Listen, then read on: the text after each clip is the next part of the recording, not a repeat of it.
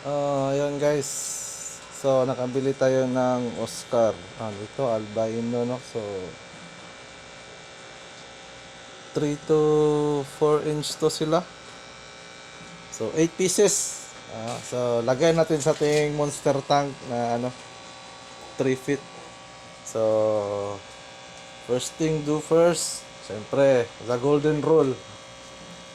If may bago, acclimate muna. Yan.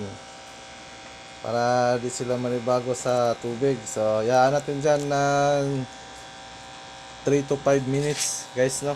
So, ayun. Diyan natin sila dito sa ilalim. Ayun.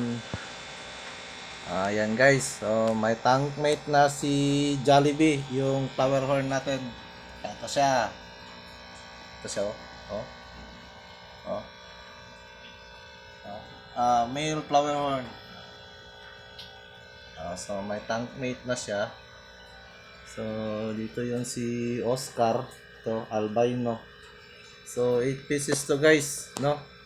So, yung tubig dyan, hindi natin isama. Isda lang ilagay natin, no? Para di contaminate yung tubig. Kasi di natin alam yung tubig na pinagkukunan nila.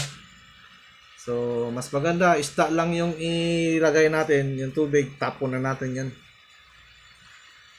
Ito sila, guys. Tsaka may monster tank pa tayo dito. Ito yung una kong 3 feet na nabili na tank. Sa likod, meron pang isang 3 feet. Ayan, 3 feet din yan.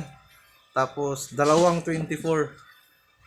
So, yung plan ko dito, beta, siyempre, this is my heart. Beta pa din, beta.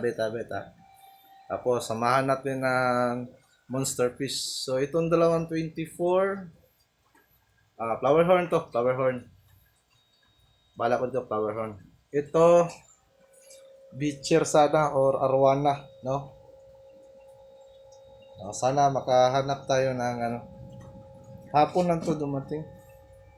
So guys, balikan muna natin si Oscar, yung albino, no? So, ito sila. Yaan muna natin ng 3 to 5 minutes bago natin ilagay sa ating monster tank na 3 feet. No? So, okay na to sila. 8 sila dito. Kasya na to sila. Hindi na tayo magdagdag. Baka out of space sila, lalaki. Dadami. So, yan guys. Thank you for watching. Shout out sa ating 5K followers dyan. No? Thank you guys. Blessed Sunday sa lahat.